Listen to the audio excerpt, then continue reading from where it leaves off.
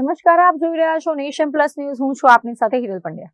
સ્થાનિક સ્વરાજ્યની ચૂંટણીના પરિણામો જાહેર થતા જ વડોદરા જિલ્લા કોંગ્રેસમાં ભૂકંપ જેવી સ્થિતિ સર્જાઈ છે. ખાસ કરીને પાદરા તાલુકામાં કોંગ્રેસના થયેલા ધોવાણ બાદ જિલ્લા કોંગ્રેસ પ્રમુખ જશપાલસિંહ પઢિયારે પોતાના પદ પરથી રાજીનામું ધરી દીધું છે. સ્થાનિક સ્વરાજ્યની ચૂંટણીના પરિણામ બાદ વડોદરા જિલ્લાનું રાજકારણ ગરમાયું છે.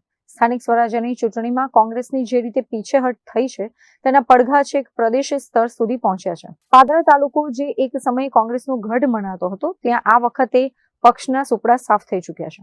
આ નિરાશાજનક પ્રદર્શન બાદ જિલ્લા પ્રમુખ જશપાલસિંહ પઢિયારે પક્ષના હિતમાં રાજીનામું આપવાની જાહેરાત કરી છે.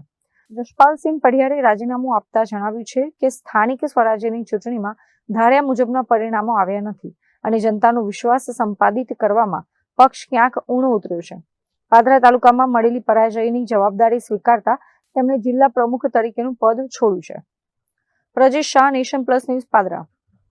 સમાચારોનો સતત અપડેટ મેળવવા માટે અમારી નેશન પ્લસ ન્યૂઝની યુટ્યુબ ચેનલને સબસ્ક્રાઇબ કરો, બેલ આઇકન દબાવો અને જોડાયેલા રહો ફેસબુક, ઇન્સ્ટાગ્રામ અને ટ્વિટર પર.